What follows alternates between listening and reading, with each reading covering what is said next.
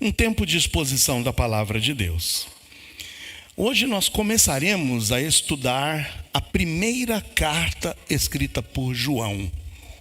Hoje será somente uma mensagem de introdução. E quero passar a vocês o desafio de, no decorrer da semana, estarem fazendo a leitura da carta escrita por João. A carta, não o evangelho. É o que a gente chama de a primeira epístola de João. Hoje nós começaremos com uma introdução e citando o versículo que eu acredito que seja o versículo chave, o versículo que alguns teólogos chamam da espinha dorsal de toda essa carta. Abra sua Bíblia na primeira carta de João, no capítulo 5, no versículo 13. 1 de João 5, 13. O tema dessa série de mensagens será a igreja e o mundo atual. A igreja e o mundo atual. Essa carta, ela tem subsídios e instruções magníficas com relação ao enfrentamento necessário para que nós saibamos como responder e dar resposta bíblica e de nossa fé e de nossas convicções a qualquer que pedir essa razão, essa fé, essa convicção que há em nossos corações. Diz assim a palavra de Deus na 1 de João, capítulo 5, versículo 13. Estas coisas vos escrevi, e vos escrevi a vocês, os que credes no nome do Filho de Deus. Então veja, João está dizendo, eu escrevi para vocês que creem no nome do Filho de Deus. E uma pergunta só para começar: quantos aqui creem no nome do Filho de Deus? Então essa carta é escrita a vocês. E qual a finalidade dessa carta? Para que saibais. Então veja, é necessário saber. E o que João quer que vocês saibam? Que tendes a vida eterna, e para que creiais no nome do Filho de Deus. Vamos orar mais uma vez? Fecha seus olhos. Pai, é em nome de Jesus que eu me achego a Ti através dessa oração. Nesse momento específico para Te pedir, ó Deus, direção para nossas vidas. Agora, ó Deus, no estudo da Tua palavra, fala aos nossos corações, em nome de Jesus. Amém. Bom, o apóstolo João escreve essa carta com uma finalidade. E esse versículo que eu lhes disse, que é essa espinha dorsal do ensinamento de João, ele solidifica uma certeza e uma convicção que deve haver em nossos corações. Esse verbo saber no grego, ele indica a necessidade que nós temos de ter um pleno conhecimento, não somente um pleno conhecimento, mas termos segurança e segurança inabalável nas verdades que estão sendo anunciadas. Então, nessa carta, João fará questão de fortalecer, de estar aí solidificando essa certeza e essa segurança que deve haver em nossos corações. Essa carta foi escrita para que vocês saibam, e saber é ter segurança, é ter convicção. E essa segurança e essa convicção tem que ser inabalável. Então, sobre esse fundamento, sobre esse alicerce, o que João quer que nós tenhamos convicção, certeza sólida e inabalável, é que nós temos certeza e convicção da vida eterna. A vida eterna tem que ser o ponto de partida de toda e qualquer convicção e de toda e qualquer fé que nós expressemos em Deus. E por que é necessário essa coisa?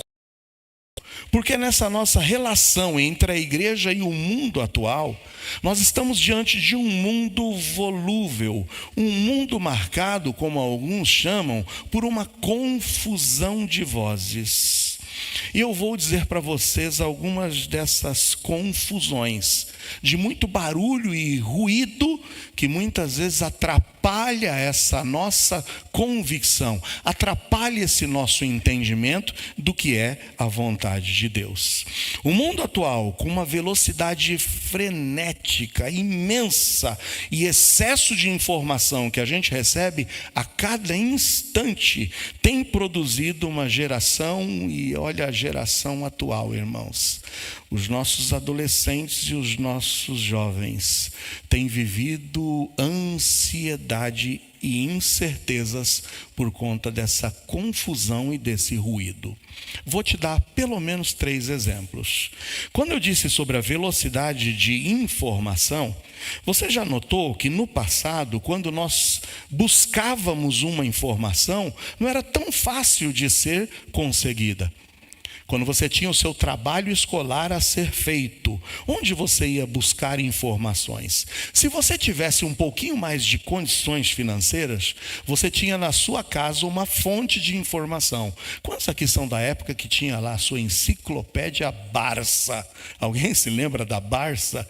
Uau, você fazia, isso era ostentação naquela época, gente. Você botar naquela estante a Barça completa, aí eu não sei quantos vão se lembrar.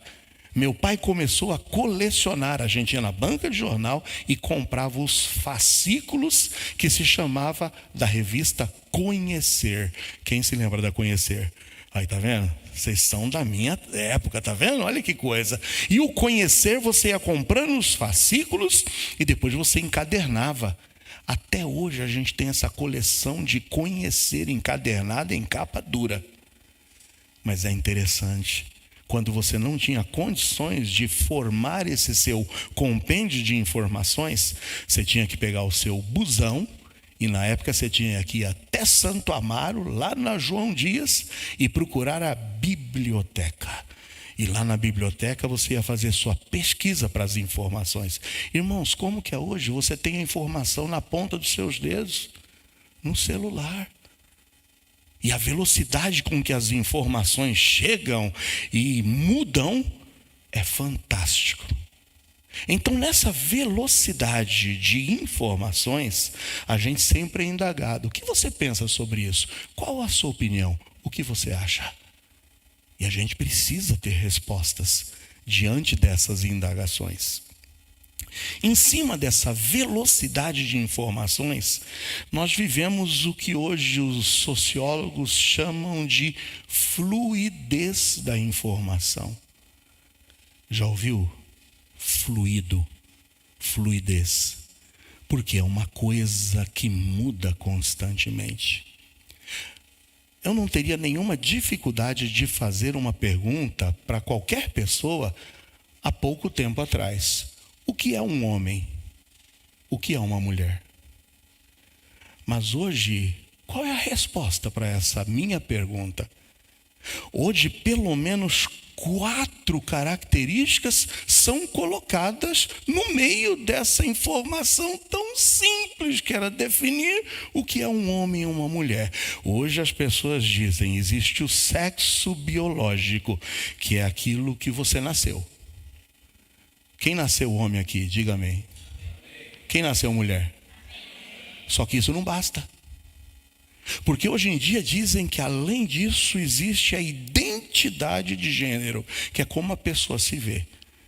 Eu posso ter nascido com o sexo masculino, mas eu me vejo como uma mulher. Mas isso não basta. Porque ainda existe a expressão de gênero. E a expressão de gênero é como a pessoa se mostra. Ou seja, tem aquilo que eu penso, mas tem a forma como eu quero me mostrar para o mundo. E aí que existem homens que pensam que são mulher e que se mostram para o mundo como tal. E aí vem um quarto elemento. E não para por aí, mas eu vou parar só por aqui. E o quarto elemento seria a sua orientação sexual.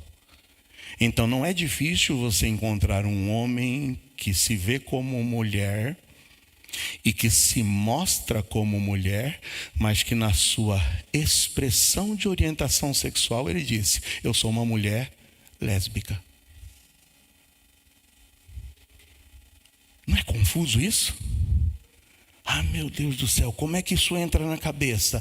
E aí essas coisas começam a evoluir. E aí a gente começa a pisar em ovos, porque a gente não sabe mais como falar e como dizer. E as pessoas querem respostas. Elas querem nessa velocidade saber o que você pensa, o que você acha, qual a tua opinião.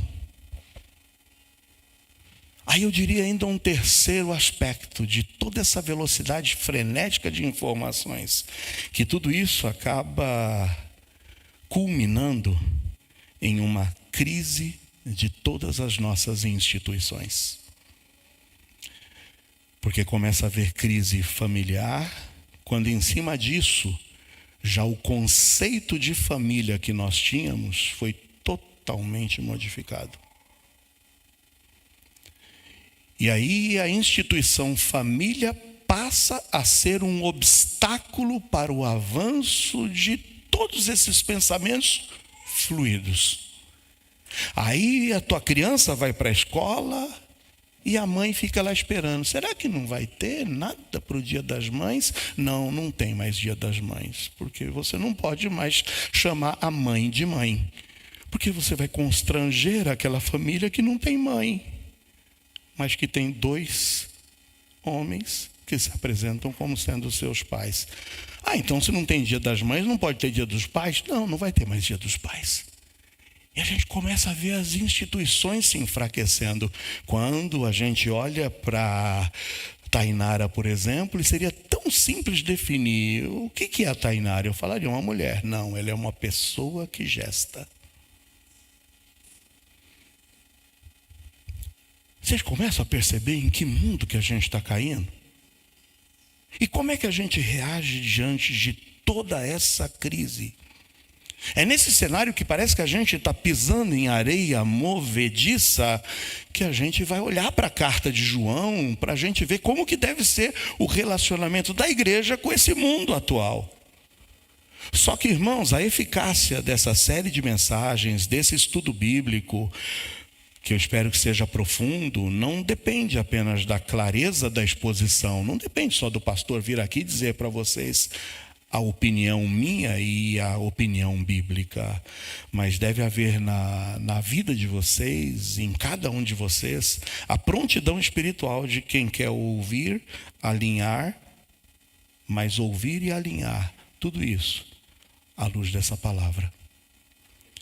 A que vocês sejam verdadeiros questionadores de tudo, mas que questionem tudo à luz dessa palavra.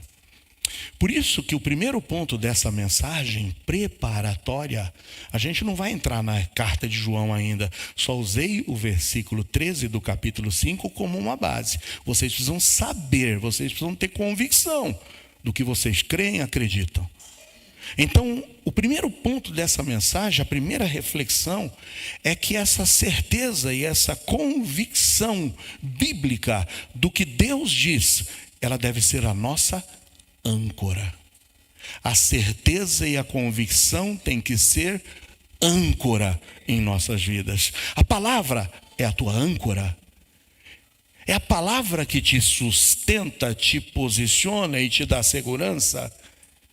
É a palavra que é a tua âncora para que o barco da tua vida não seja levado pelas ondas desse mundo. A palavra continua sendo a tua âncora de certeza e convicção do que você crê e daquilo que você defende. Porque a primeira necessidade do cristão no mundo atual é ser convicto e a sua fé ser inabalável. A sua identidade, quem você é em Cristo, e o teu destino, não pode pairar dúvida sobre isso. É por isso que na 1 de João 5,13, mais uma vez o versículo base da mensagem de hoje diz: essas coisas os escrevi, os que credes no nome do Filho de Deus. E eu perguntei no começo, quem aqui crê no Filho de Deus? Amém ou não? Então vocês precisam saber. E saber é um conhecimento sólido, íntegro, profundo. saber que tens a vida eterna e para que creiais no nome do Filho de Deus. João não está aqui escrevendo, essas coisas eu escrevo para que vocês sintam, porque hoje a gente vive no mundo do sentimento, no mundo das emoções, tanto que tudo aquilo que eu te falei é pautado e baseado no que eu sinto. Eu não me sinto. Peraí, não faz esse recorte agora não, né? Eu falo, eu não me sinto homem. É o que muitos dizem, né? Eu me sinto, isso aí, tenho convicção disso. Mas muitos pautam suas vidas do seu sentimento. Eu não me sinto. E muitos estão induzindo, impulsionando crianças a isso. A que sejam levados por seus sentimentos. Agora eu digo, o quão convicto é o sentimento e a emoção de uma criança. O quanto a gente pode verdadeiramente apoiar decisões nos sentimentos de uma criança.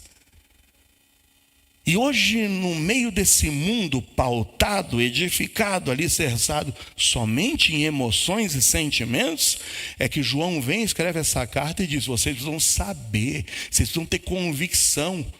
Não é sentimento, não é emoção, é certeza e convicção. Sabe por quê? Precisamos saber e termos convicções, porque a dúvida é a principal ferramenta do inimigo, agindo em todo esse sistema nefasto que nos cerca, para paralisar a igreja e para levar muita gente por trás dos seus ensinamentos. É a dúvida, é quando a gente não tem convicção. Quando a gente vai buscar respostas porque estamos duvidosos, mas vamos buscar as respostas fora dessa palavra. Sem a certeza da vida eterna, sem a certeza de quem é Jesus, tornamo-nos vulneráveis ao medo e às ideologias passageiras que tentam substituir o Evangelho. É por isso que tem muita gente que não tem convicção, que não tem certeza, que hoje se transforma em desigrejados. E a pior coisa é você lidar com um desigrejado. Aquele que um dia conheceu, aquele que um dia ouviu, aquele que um dia congregou, mas que foi levado pela dúvida, pelas correntezas desse mundo, pelos ventos de doutrina, e hoje estão aí, à mercê, para quererem justificar suas atitudes, justificar seus pensamentos, justificar tudo que fazem em cima dos seus sentimentos e das suas emoções. Porque algo que está presente nesse mundo atual é simplesmente a fluidez da verdade também. Não existe mais verdade absoluta. Eles dizem, cada um busca a sua verdade, o que é bom para você não é bom para mim. Eu busco a minha verdade, você fique com a sua. Enquanto essa palavra diz para nós que Jesus Cristo disse acerca de si mesmo, eu sou o caminho, mas eu sou também a verdade e a vida. Amém ou não? Ele é a verdade e verdade absoluta. O sábio diz, compra a verdade, não a venda. E não a venda por nada. Quer um exemplo bíblico de como a gente deve ter essa certeza como uma convicção e como uma âncora? João aqui explicitamente ao escrever essa epístola, ele escreve para consolidar a segurança dos crentes contra os falsos mestres. E consolidar é trocar esse subjetivismo das nossas emoções pela objetividade da palavra escrita. Por isso que mais uma vez eu repito o que está em 1 João 5,13. Essas coisas vos escrevi, os que credes no nome do Filho de Deus. Para quê? Para que saibais que tendes a vida eterna e para que creiais no nome do Filho de Deus. Nessa semana, dedique tempo a essa palavra. Nessa semana, e é oportuno ter aqui Matias e toda a família à frente, quando eu os desafiei para a necessidade de buscarmos instrução nessa palavra. É de dia, de noite, é levantando, é sentando, é deitando, é caminhando. Então dedique tempo essa semana ao estudo profundo dessa palavra. Identifique uma área da sua vida e quem sabe das suas dúvidas que você ainda carrega e procure na palavra de Deus as respostas. Procure, gaste tempo lendo, para que a tua fé e a tua convicção se fortaleçam. Até porque o autor da carta aos Hebreus, no capítulo 11, no versículo 1, diz que a fé é o firme fundamento das coisas que se esperam e que, contudo, não se veem. Eu não preciso ver, mas eu posso crer, mesmo sem ver. A certeza da âncora. A certeza de que essa palavra é âncora. Eu encerro esse primeiro ponto fazendo a leitura de um texto que está em Hebreus, capítulo de número 6, no versículo de número 18 e 19. Olha o que diz em Hebreus 6, 18 e 19. Para que por duas coisas imutáveis, nas quais é impossível que Deus minta. Deus pode mentir? Não. É impossível que Deus minta. Tenhamos a firme consolação, nós os que pomos o nosso refúgio em reter a esperança proposta, a qual temos como o quê? A qual temos como o quê? Ancorada alma, segura e firme, e que penetra até o interior do véu. Oh, meu amado, oh, minha irmã em Cristo, que a palavra de Deus seja a tua âncora, que essa convicção na palavra, que essa certeza seja a âncora da tua alma. Em segundo lugar, se a palavra é a âncora da minha alma, a âncora da minha vida, eu preciso ter compromisso com a palavra. E a segunda reflexão é exatamente essa. Eu devo ter compromisso com a palavra. E o compromisso com a palavra exige uma dedicação intencional e disciplinada. Se você não tiver intencionalmente decretado que você precisa ter comunhão com essa palavra, muitas coisas roubarão de você o tempo que você poderia dedicar a essa palavra. Então tem que ser intencional, tem que ser disciplinado. Não se trata simplesmente do evento de domingo. Tem gente que acha, ai que bom, vou para o culto, que bênção estar aqui. Amém, a comunhão, ela vai favorecer, sim, a convicção nessa palavra, mas não é tudo. E eu vou usar o exemplo que já se tornou como um jargão, que já se tornou, sabe, os irmãos já ouviram tantas vezes isso. Quem aqui hoje tomou café? Quem almoçou? Quem tomou cafezinho, chazinho da tarde? Alguém já jantou? Tem alguém, não? Alguém vai jantar ainda hoje? Amém, amém, ouviu o amém, né? Amém, que seja. Pelo menos teve gente que levantou a mão em 4 refeições diárias. E durante a semana é igual? Quem pelo menos toma café, almoça e janta de segunda a sábado, levanta a mão. Estou falando 3. Quem faz mais do que 3 refeições? Levanta a mão. Eita, tem uma mão nervosa ali, que ó, isso, está ali, eu como, eu não vou nem perguntar a frequência. Mas sabe por que eu estou dizendo isso?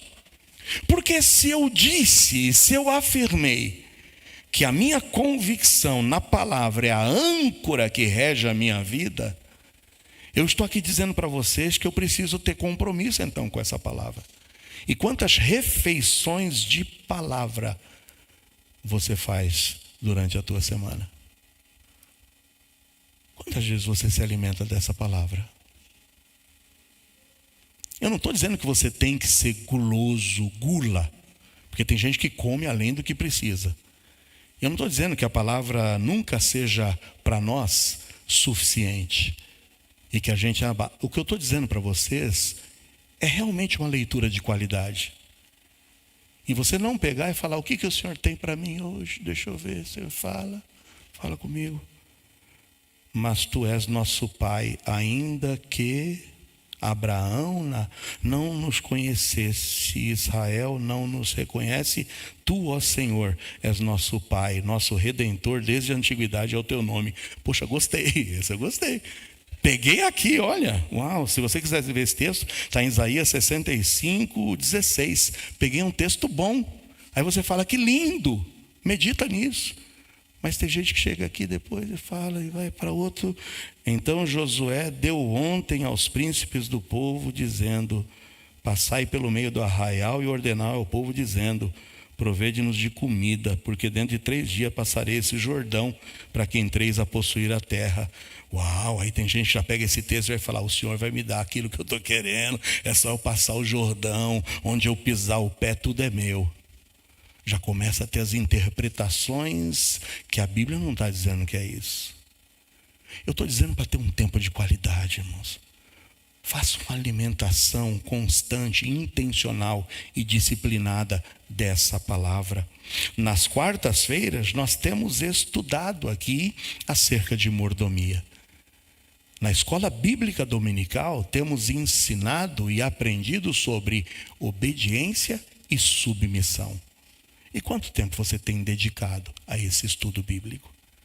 Quanto tempo você tem dedicado se preparando? Quem sabe se você ministra ou se você vai receber. Eu já disse e repito, a tua alimentação não pode ser só no domingo.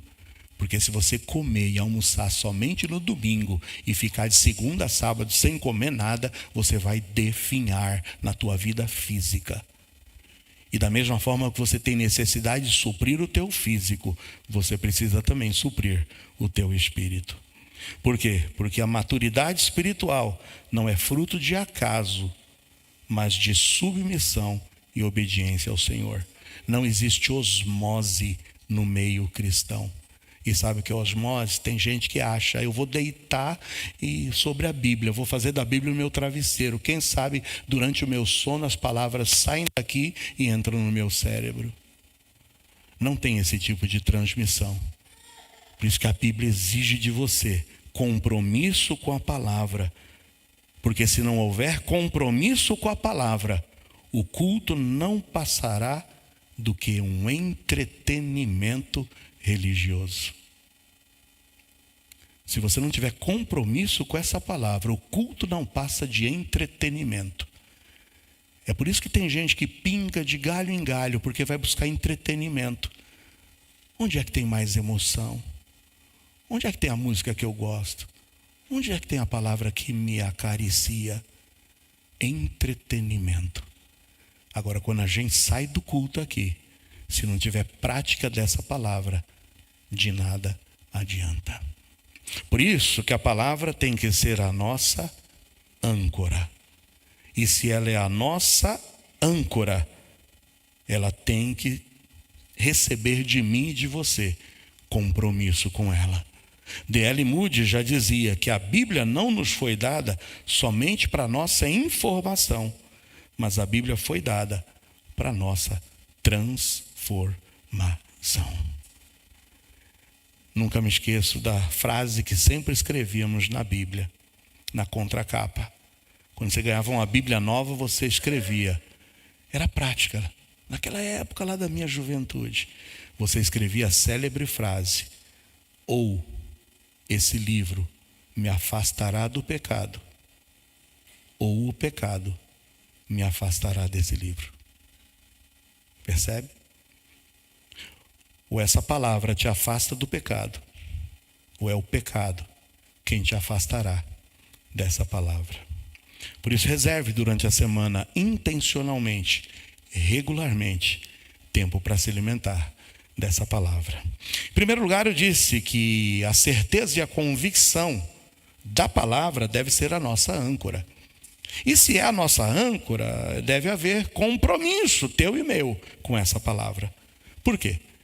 Porque se eu preencher esses 2 requisitos, ela for a âncora da minha vida e eu tiver compromisso com ela, o terceiro ingrediente é consequência. É eu ter expectativa de transformação. É eu ter expectativa de que eu serei transformado. Serei transformado não por filosofias, não por pensamentos, não por emoções, mas serei transformado por essa palavra. Porque a palavra de Deus é viva e eficaz, mais penetrante que espada alguma de 2 gumes. Paulo diz que essa palavra divinamente inspirada é proveitosa para redarguir, instruir, corrigir, para que o homem de Deus seja perfeitamente instruído para toda boa obra. É o salmista que diz que quando eu escondo essa palavra no meu coração, eu não pecarei contra ele.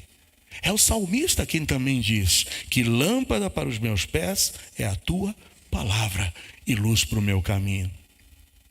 Mas o salmista também diz que essa palavra deveria ser mais desejável do que os favos de mel, mais do que esse destilado dos favos. Sabe por quê? Porque essa palavra é quem pode te edificar, te transformar. Por isso que você precisa procurar apresentar-se a Deus aprovado, como obreiro que não tem do que se envergonhar e que maneja bem a palavra da verdade. A expectativa da transformação. A transformação é a meta final de toda exposição bíblica. Se nós gastaremos tempo nos próximos domingos olhando para a carta de João, é porque nós pretendemos chegar a uma transformação de nossas vidas.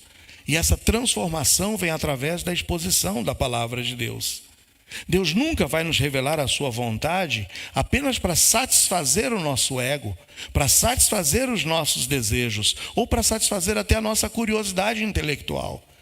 Mas Deus vai revelar a sua palavra a nós, para nos transformar, para fazer você diferente do que você é, para moldar e mudar a sua vida. Porque quando eu estudo essa palavra e tenho prazer nessa palavra, porque é minha âncora, porque eu tenho compromisso e porque eu tenho expectativas de transformação, essa palavra trará a minha e a tua vida gozo, alegria. É isso que João diz, e eu só vou ler mais um versículo da carta de João hoje, que é o que está no primeiro capítulo, no versículo 4. 1 de João 1,4 diz: estas coisas vos escrevemos. Para quê? Para que o vosso gozo se cumpra. Gozo, alegria. Essa alegria é resultado direto da transformação que a comunhão com Deus produz.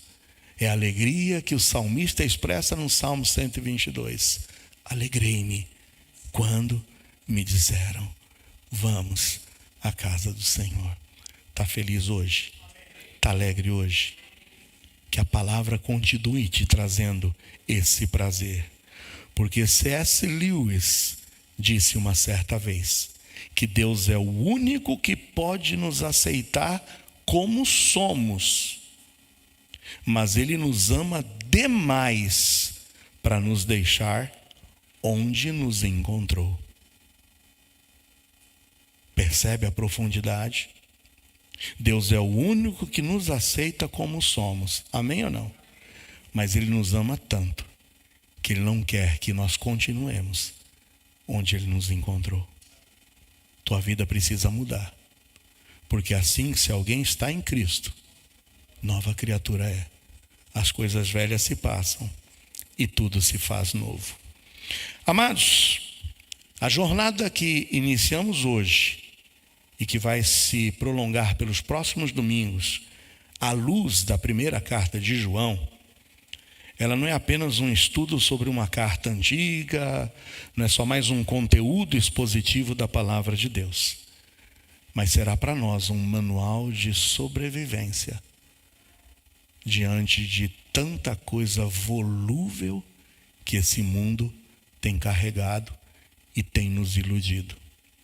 Eu espero que você, cada um de vocês, assuma esse pacto de fidelidade com a palavra. E eu vou te mandar lá no grupo da igreja algumas leituras sugeridas do texto da primeira carta de João, para que você possa já se preparar para aquilo que a gente verá no próximo domingo. Que essa palavra não seja simplesmente só mais um livro na tua estante. Como você tem a Barça, o Conhecer, ou qualquer outra enciclopédia que fazia parte do teu conhecimento. Que esse livro não seja simplesmente mais um livro na tua estante, mas que esse livro seja o que verdadeiramente vai prover o caminho para o teu crescimento espiritual. Que seja o mapa para a tua vida. Que seja o teu GPS que te conduza a verdadeiramente saber que você tem a vida eterna. E para que, sabendo que tem a vida eterna, você possa crer e se fortalecer no nome de Jesus Cristo. Lembre-se, hoje vimos que a certeza e a convicção tem que ser a nossa âncora. Por isso que, se essa certeza e convicção da palavra é a nossa âncora, eu preciso ter compromisso com ela, compromisso em estudá-la, porque sendo assim, eu tenho expectativa de que serei moldado e transformado e movido por essa palavra. Que Deus te abençoe. Fecha os olhos. Como você tem reagido a essa fluidez do mundo atual? A essas verdades subjetivas, relativas? Onde as tuas dúvidas têm te levado? Espero que você busque nessa palavra a âncora para a tua vida. Porque se essa palavra for a âncora da tua vida, você não será levado por nenhum vento. O barco da tua vida ficará firme, ancorado nessa palavra. Gaste tempo, meu irmão. Estude essa palavra. Gaste tempo, meu amado.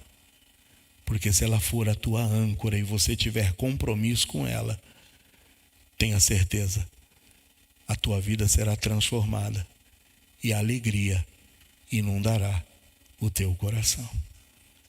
Ó Senhor, nos ajuda. É a nossa oração, em nome de Jesus. Amém. Fique em pé, vamos louvar ao Senhor.